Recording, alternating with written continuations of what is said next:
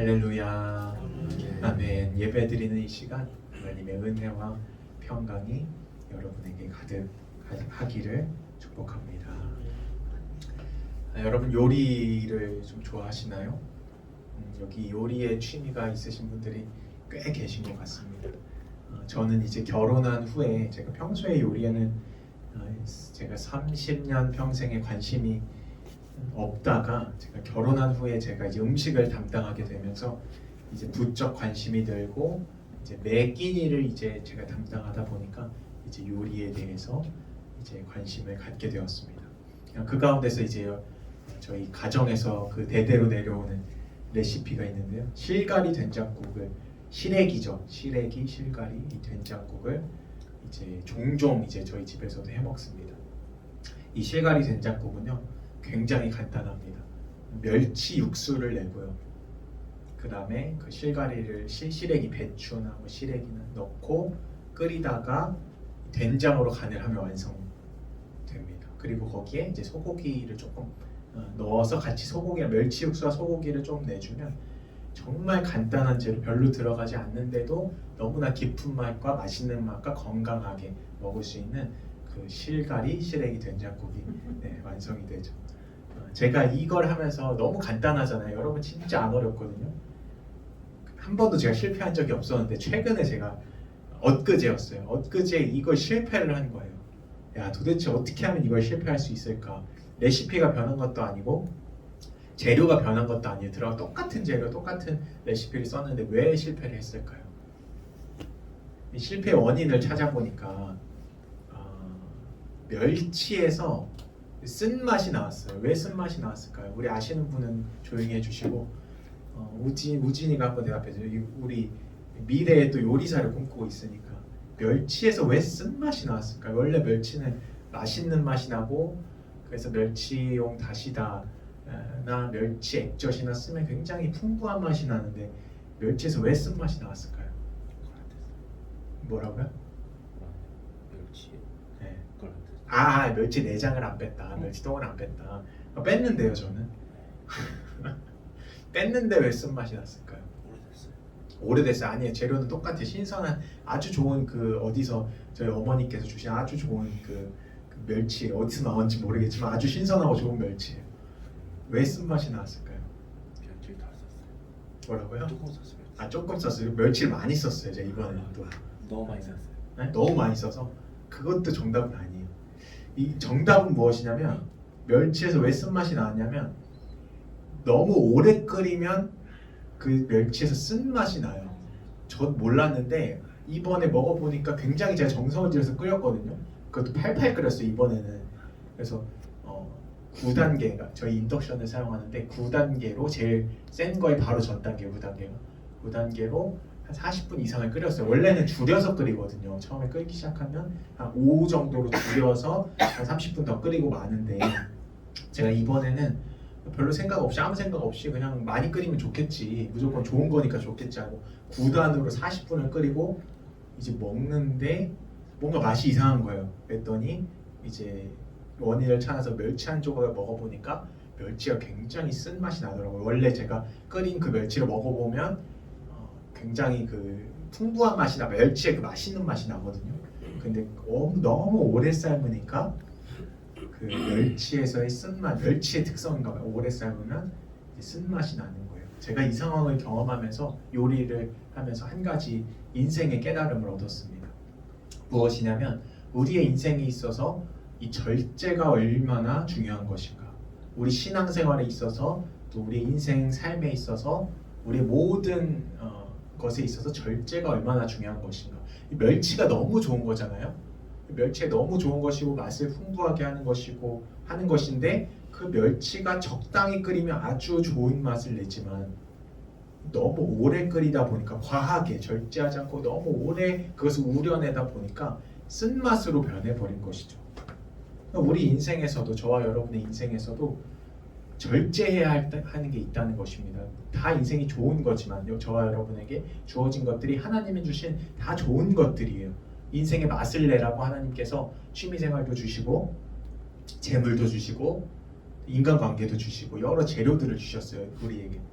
그런데 이것을 잘 아우러서 잘 이렇게 인생을 하나님 앞에 감사하며 신앙생활하며 잘 올려드리면 너무나 좋은 맛을 내는 인생을 살지만 우리에게 주신 것이 오히려 준 재료를 절제하지 않고 그것을 너무 의지하거나 너무 그것에 매이게 될 때 이것은 결국에 우리 인생의 쓴맛으로 작용한다는 것이죠. 그래서 우리 오전 예배 말씀 들으셨으면 아실 텐데 우상이 바로 그런 거예요. 제1계명이 뭐였죠? 너는 나 이외에 다른 신들을 내게 두지 말지니라. 이게 1계명이에요. 가장 중요한 계명이고 우상 숭배를 하지 말라는 거예요. 그러니까 하나님이 우리에게 좋은 재료들을 주신 거예요. 인생의 취미생활, 인간관계, 또 여자친구, 남자친구, 또 배우자, 재물, 건강 여러 가지 좋은 걸 주셨어요. 우리에게 쾌락, 좋은 걸 주셨어요. 그런데 그것을 우상으로 삼게 될 때 너무 그것을 의지해서 좋아서 이것이 좋은 거니까 내가 그것에 몰두해야지 의지하게 되고 또 탐욕적으로 가게 될 때 그것은 결국에 우상이 되고 하나님이 주신 우리에게 좋은 것인데 원래 멸치처럼 좋은 것인데 너무 의지하면 그것이 우상이 돼서 우리 인생을 쓰게 하는 우리 인생의 화가 되게 하는 너무 좋은 것인데 결국에 화를 미치게 되는 이런 인생의 깨달음을 제가 얻게 된 것입니다. 그러므로 잠언에 이런 말씀이 있습니다. 이게 정말 여러분 외워야 되는 말씀이에요. 마음판에 새기세요. 잠언 4장 23절. 모든 지킬 만한 것 중에 더욱 내 마음을 지키라. 생명의 근원이 이에서 남이니라. 이 잠언 4장 23절 저는 외우고 있는 말씀이거든요. 여러분들도 외우시길 권면하는데요. 마음을 지켜야 돼요. 마음을 지킨다는 것은 절제한다는 거예요. 여러분 너무 마음 쓰지만 이런 말 많이 듣죠. 뭐 부모님들을 통해서나 혹은 뭐 우리가 게임이나 뭐 다른 걸 너무 열중할 때 너 왜 이렇게 그렇게 마음을 많이 쓰냐? 이렇게 마음을 쓴다 표현하잖아요. 그러니까 하나님이 마음을 지키라는 것은 절제하라는 거예요. 모든 일에 있어서 우리가 인생의 모든 일에 있어서 절제하게 될 때, 그리고 우리 마음의 주인은 하나님이십니다 하고 우리 마음의 주인이 항상 하나님께 가 있을 때 나머지는 절제가 돼요. 중독에도 빠지지 않고.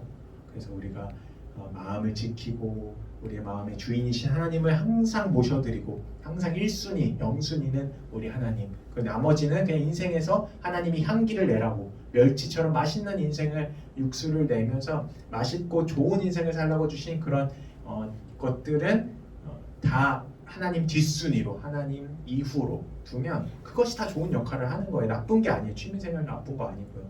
재물 나쁜 거 아니에요. 다 좋은 것인데 우리가 그것을 우선순위로 바꿔버리게 되면 이제 화가 임한다, 쓴맛이 임한다는 이 깨달음을 잠시 나누고 말씀을 시작합니다. 그래서 여러분의 인생 가운데 지금 각자가 다 다를 거예요. 무엇을 절제해야 하는지가. 성령님께서 여러분의 마음에 깨닫게 해주시고 또 양심이 다 알아요. 내가 지금 뭐에 마음이 너무 쓰고 있는, 하나님보다 더 내가 의지하고 더 내가 막 붙들고 있는 건 무엇인가. 사실 우리의 양심을 주셔서 다 알고 있거든요. 성령님이 또 우리의 양심을 깨우쳐 주셔서 우리가 절제하는 삶, 또 마음을 지켜서 하나님 앞에 온전히 올려드리는 그런 인생이 다 되시기를, 복된 인생 되시기를 예수님의 이름으로 축복합니다. 우리 오늘 본문 말씀은 창세기 15장 7절부터 말씀인데요. 이 본문은 이 지난주 말씀과 이어지는 본문이에요. 우리 지난주에 어떤 말씀을 들었는지 기억나시나요? 지난주에는 하나님이 아브라함에게 이렇게 말씀하셨어요. 나는 너의 방패다. 그래서 모든 것을 막아주시고 어떤 환난과 역경 중에서도 너를 지키는 여호와다. 너무 좋으신 하나님이죠. 그 다음에 또 나는 너의 지극히 큰 상급이다. 너가 받을 보상이 매우 크다. 이렇게 하나님 또 우리를 격려해 주시고 위로해 주셨어요. 그 하나님이 아브라함에게 너에게 자녀를 줄 것이다 했더니 아브라함이 저는 자녀 없는데요. 저는 하나님께서 제게 씨를 주지 않으셨으므로 저는 이 다메섹 사람 엘리에셀 아주 아끼는 종이 하나 있었어요. 충직한 종. 이 종이 내 후견인이 될 것입니다. 내 자녀 같은 사람이 돼서 모든 재물과 재산과 모든 것을 이 엘리에셀에게 줄 것입니다. 왜냐하면 하나님이 내게 씨를, 이 자녀를 주지 않으셨기 때문입니다. 이렇게 아브라함이 말했더니 하나님께서 다시 아니다, 그렇지 않다. 너의 몸에서 날 자가, 너의 자녀 아브라함과 사라, 너희 가정에서 날 자가 바로 낳을 것이다. 너의 몸에서 낳을 것이다. 그 자녀가 복의 근원이 되고 또 하늘의 별을 한번 쳐다봐라. 하늘의 별을 셀 수 없는 것처럼 너의 자녀도 이와 같이 너의 후손들도 셀 수 없이 많아질 것이다. 이렇게 하나님이 축복을 하셨죠. 그랬더니 아브라함이 이 하나님의 말씀을 믿었을까요? 아니면 안 믿었을까요? 아브라함은 그 하나님의 말씀을 믿었죠. 그래서 15장 6절에 보면 아브라함이 하나님을 믿으니 하나님이 그것을 아브라함의 의로 여기셨다. 너무나 좋아하셨던 거죠. 불가능한 상황 속에서 하나님이 말씀의 언약을 하셨을 때 아브라함은 그것을 믿었던 거예요. 여러분, 이것이 믿음인 것입니다. 저와 여러분에게도, 우진이에게도, 또 여기 계신 오후 예배 참석한 모든 사람에게 말씀의 언약들이 하나님을 계속 주시고 계세요. 특별히 지금 아브라함을 지금 계속 보고 있잖아요. 지금 우리가 벌써 몇 달째 보고 있는데 또 앞으로도 계속 보게 될 텐데 아브라함이 복의 근원이거든요.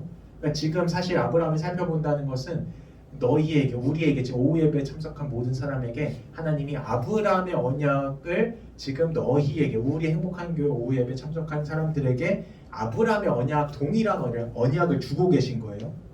근데 어떤 사람은 여기에서 무슨 내가 무슨 아브라함처럼 대단한 사람이 되겠어?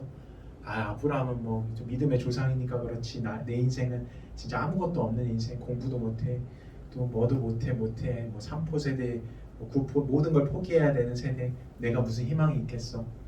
이렇게 믿음이 아닌 것으로 받아들이는 사람이 있을 수 있고, 절대 그래서는 안 되지만, 반면에 이 아브라함 같이 말씀의 언약들이 주어질 때 너를 세계 모든 민족에 뛰어나게 하실 것이야. 또 모든 복의 근원으로 너의 인생을 삼을 것이고, 지도자가 머리가 되고 꼬리가 되지 않게 할 것이고, 또 왕들이 내 허리에서 나오고 모든 총회와 많은 사람들 교회 부흥을 보게 될 것이고, 너는 자녀의 자녀를 보며 후손의 후손을 보며 평강을 보내며 지낼 거야 하는 그 언약들을 믿음으로, 그러니까 현실의 눈이 아닌 거죠. 현실의 눈은 없잖아요. 아무것도. 교회는 작고 사람은 없고 내 인생은 어렵고 가정 상황은 어렵고 또 내가 공부를 잘하는 것도 아니고 미래에는 불투명하고, 이런 현실을 보면 믿을 수가 없죠. 그런데 아브라함도 마찬가지였어요. 아들 한 사람도 없는 그 현 상태에서, 아들 한 사람도 없는 이 나이가 벌써 지금 70, 80이 넘어가는 상태거든요. 한 사람도 없는, 믿음으로 도저히 생각할 수 없는 상태에서 아브라함이 믿음으로 이 말씀을 다 믿었다는 거예요.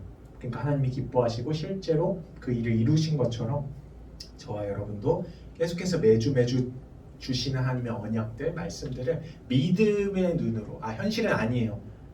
현실은 절대 아니고, 절대 성공할 수 없고, 절대 잘 될 수 없고, 모든 것이 아니라고, 상황도 아니라고, 내 성적도 내 실력도 아니라고, 내 가정 상황도 아니라고 말하는 상황 속에서 하나님을 의지해서 하나님이 되게 하시면 죽은 자도 살아나고 모든 것이 가능해집니다. 주님, 내가 그 주님을 믿으며 이 시간에 항상 예배드리고 주님께서 응답해 주시기를 또 때를 기다리겠습니다. 이 믿음을 가지고 예배드릴 때 하나님께서는 축복해 주신다. 그 믿음을 성취하신다가 저번 주 이제 말씀이었습니다. 그리고 나서 이제 오늘 본문에 오는 거예요. 창세기 15장 7절 한번 같이 읽어보겠습니다. 창세기 15장 7절 시작. 또 그에게 이르시되 나는 이 땅을 내게 주어 소유를 삼게 하려고 너를 갈대아인의 우르에서 이끌어낸 여호와니라. 아멘. 하나님이 아브라함을 이제 갈대아인의 우르라는 곳, 이제 갈대아 우르인데요, 지역 지명인데요, 에서 이끌어내셨대요. 그러니까 지금 아브라함의 입장에서 보면 갈대아 우르에서 지금 하나님이 이끄신 목적과 이유가 있는 것인가요? 아니면 하나님이 아무 이유도 없이 심심해서, 전능한 하나님이니까 그냥 너무 심심하니까 그냥 저 아브라함 한 사람 그냥 여기서 그냥 옮겨버릴까 하면서 아무 이유 없이 그냥 심심풀이로 옮기셨나요? 하나님은 15장 7절 앞부분에 보시면 나는 이 땅을 내게 주어서 너의 소유로 삼게 하려고, 목적이 정확히 나오잖아요. 뭐 하게 하려고 목적어죠. 이 땅을 너에게 주고 소유로 삼게 하려고, 이 분명한 뜻과 목적이 이 아브라함을 부르시는 그 이유가 분명했던 것이죠. 그러니까 지금 아브라함의 부르심을 보고 있는데 지금 하나님이 아브라함을 부르실 때 분명한 목적이 있었듯이 지금 행복한 교회에서 예배드리는 저와 여러분을 불렀을 때에는 불렀다는 건 지금 여러분이 예배 드리고 있는 거죠. 이곳에서 예배 드릴 때에는 분명한 뜻과 목적이 뭔가가 있을까요? 아니면 하나님이 심심해서 그냥 여기 나와서 좀 내 기쁨 좀 해라, 그냥 좀 찬양도 부르고 그냥 좀 놀다가 가라, 심심하니까 이러셨을까요? 분명한 목적과 뜻이 있는 것이죠. 하나님의 부르심에는 하나님의 분명한 뜻과 계획이 있습니다.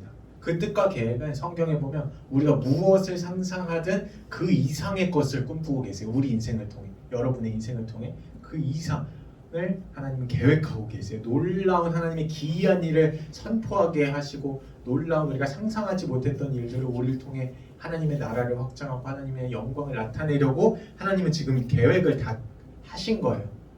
그러니까 그런 그 밈이 있잖아요. 너에겐 다 계획이 있었구나. 뭐 이런 밈이 있는 걸로 아는데 유튜브.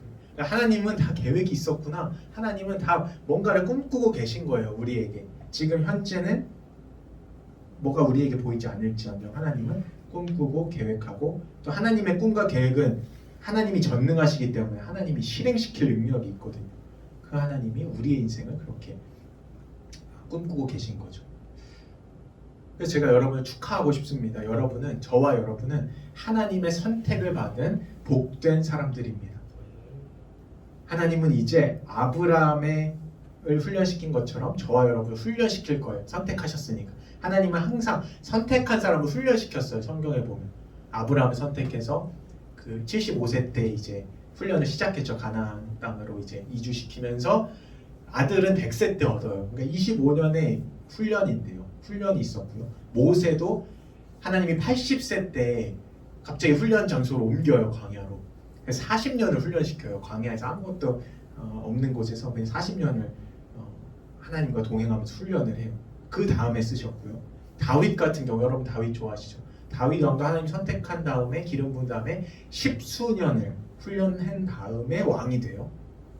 요셉도 마찬가지예요. 그 인생 전체가 하나님이 부르신 다음에 훈련이 있었어요. 그러니까 하나님의 훈련은 무엇이냐면요. 저와 여러분도 이제 훈련시키실 텐데 이 훈련은 믿음의 훈련이요. 또 예배드리는 훈련이요. 또 하나님의 때를 인내하는 참는 훈련이요. 또 하나님만 신뢰하고 의지하는 훈련인 것입니다. 그래서 우리가 이 훈련을 이제 받게 될 거예요. 지금도 받고 계시죠. 그래서 아브라함은 25년, 모세는 40년 이 훈련을 받은 뒤에 하나님은 우리를 정금과 같이 사용하실 것입니다. 그리고 이 훈련의 장소는요. 하나님이 훈련하시는데 우리를 훈련시키는 장소는 광야로 보내시는 거예요. 광야. 이 광야는 무엇이냐면 하나님의 훈련 장소인데요.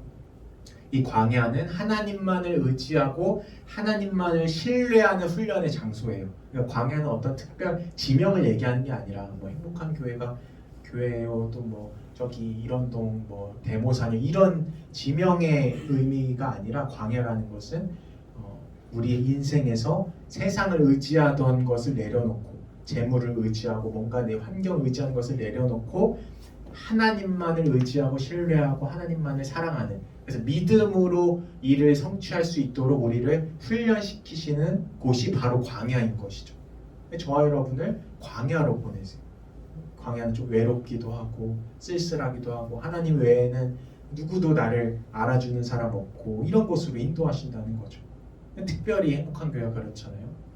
하나님이 이곳 행복한 교회는 광야처럼 마치 사람이 없고 쓸쓸하고 하나님 외에는 우리가 바라볼 것이 없고, 주변 옆에 한번 바라보세요. 의지가 되나요? 신뢰가 되나요? 유력한 사람이 있나요? 좀? 와, 저 사람만 따라가면 내게 한 자리도 주겠지, 이런 사람 없잖아요. 이게 얼마나 할렐루야 축복입니까? 하나님만 바라보는 훈련. 교회는 이렇게 작지만 내가 하나님을 의지하여서 하나님께서 내게 우리 교회에 주실, 또 내게 주실 축복을 사모하며 내가 나아가겠습니다. 얼마나 정금 같은 믿음이에요. 근데 큰 교회, 제가 바로 직전에 큰 교회 사역했잖아요.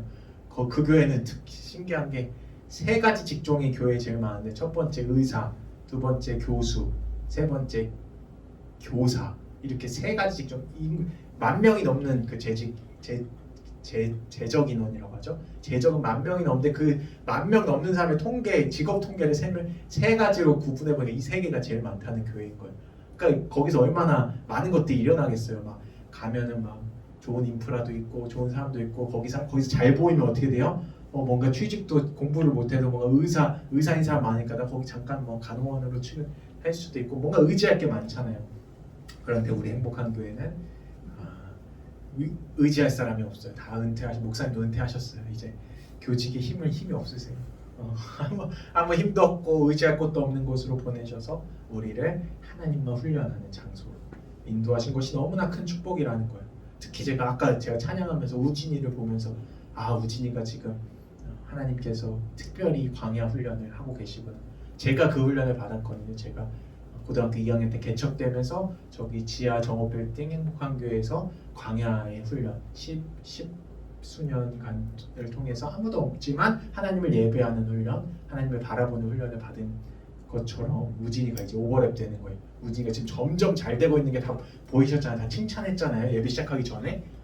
어릴 때보다 진짜 좋아졌어요. 저도 어릴 때 우진이를 다 걱정하길래 그래도 우진이가 그래도 믿음이 있으니까 저는 그렇지 않았어요. 저는 다른 사람처럼 의심하지 않았어요. 저는 우진이가 그래도 신앙이 있는 걸 보고 우진이는 잘 될 거야. 진짜 그랬어요. 하나님이 아실 거예요. 우진이는 분명히 잘 될 거야. 금요 예배 막 나오고 하나님을 의지하고 그 성품이 너무 선했기 때문에 잘 될 거야 이렇게 생각했는데 점점 잘 되고 있잖아요. 그죠? 근데 지금 아직 10대잖아요. 우리가 살 날이 이렇게 많은데 점점점 하나님이 우진을 통해서 잘 되게 하시고 영광을 받으실 거예요. 우진이뿐만이겠습니까? 지금 오후 예배 이 광야 같은 장소에서 하나님의 훈련을 받고 계시는 저와 여러분 모두가 이 하나님의 훈련, 광야 훈련을 받고 있고 이것을 잘 지나간 후에는 훈련을 다 끝난 후에는 하나님이 정금과 같이 우리를 사용하실 것입니다. 그래서 하나님을 사랑하고 하나님만을 신뢰하며 이 기간을 잘 보내셔서 훈련받는 자는 버티는 거예요. 여러분 군대 다녀오셨죠? 군대는 즐거워서 하는 사람은 없습니다. 무엇이냐면 군대는 내가 버티는 거예요. 버티는 것만으로도 실력이 성장하는 거예요. 엄청나게. 못 버티는 사람들, 낙오되는 사람들은 끝나는 거고요. 군대라는 어려운 환경을 주어졌을 때에는 그저 버티고 기다리고 기도하고 믿음으로 그 군인도 믿음으로 기다리잖아요. 내 전역할 날을. 그날이 오기를 믿음으로 계속해서 기다리면서 그 믿음의 성취가 일어난 날 기뻐하며 훈련이 다 끝나서 성장하는 것처럼 하나님 나라 똑같아요. 지금 광야 훈련도 똑같아요. 이 광야 훈련에는 반드시 끝이 있다. 전역하는 날이 있다. 그리고 내가 믿음으로 기다리고 기대하고 하나님만 신뢰하다 보면 내가 결국에는 정금과 같은 군사로 진짜 보니까 영적인 훈련이 너무 잘 돼서 막 다윗과 같이 골리앗을 막 쓰러뜨리고 세상에 나와서 하나님의 영광을 나타내는 그 훈련이 그냥 우리가 지금 한 주 한 주 버티고 또 찬양하고 예배하고 이것을 쭉 가다 보면 하나님이 어련히 알아서 우리를 성장시키시고 다윗과 같이 언젠가는 갑자기 골리앗 앞에 나가서 그 실력을 드러낼 때가 이스라엘 모든 백성 앞에서 과연 하나님은 대단하시다. 다윗이 도대체 어디 있던 애야? 이새의 아들 이 다윗이 누구야? 대단하네. 이렇게 높임받을 때가 속히 올 것입니다. 믿음으로 기다리고 언약의 성취를 기다리시고 계속해서 믿음으로 전진하시는 저와 여러분이 다 되시기를 예수님의 이름으로 축복합니다. 완전하신 하나님 의의 길로 나는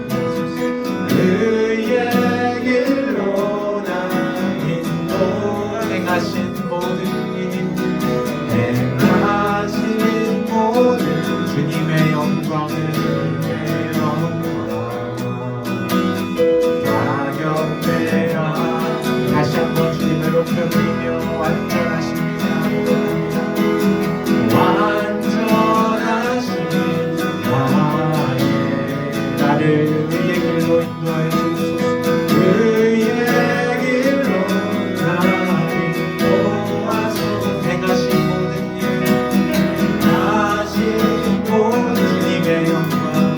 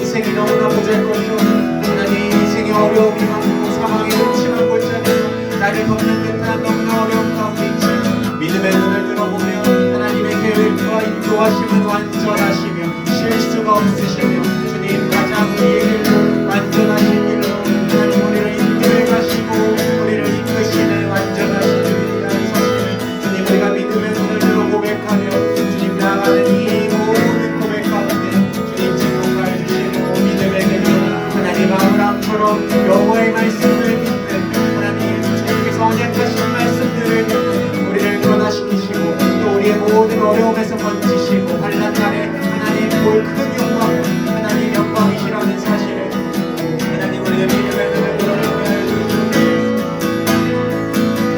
역사를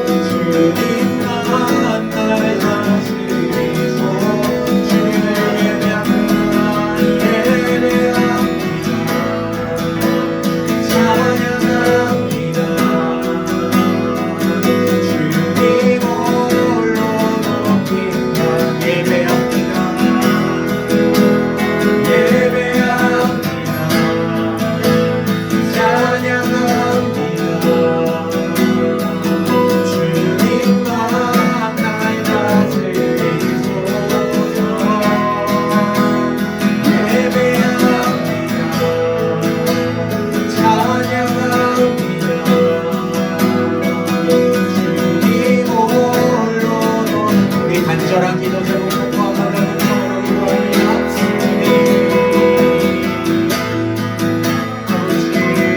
아브라함의 간절한 소원을 하나님 자녀를 낳아서 하나님 주님 앞에 영광을 올려드리는 것이었습니다. 주님 우리들의 간절한 소원을 하나님 우리 각자의 간절한 소원이 있습니다. 하나님 가정을 위한 아버지 기도 제목이 있고 또 우리 개인의 인생을 위한 기도 제목이 있고 또 우리 교회를 향한 비전들이 있습니다. 주님 우리의 간절한 소원을 주님께서 들어주시네 하나님 언약하신 하나님께서 우리에게 역사하여 주시는 그 아버지 광야의 항구 오직 주님만을 신뢰하며 오직 주님만을 사랑하는 이 아버지 훈련이 기간이 끝날 때에 하나님 영광의 빛으로 나아갈 것입니다. 하나님 우리는 광명한 빛 가운데로 나아갈 것입니다. 하나님 모든 사람에게 하나님의 영광을 나타내는 과연 하나님 우리에게 소원을 주시고 그 아버지의 소원을 이루시는 분이시여 영광의 주님이시여 광야의 길을 내시는 분이시여 사막의 강을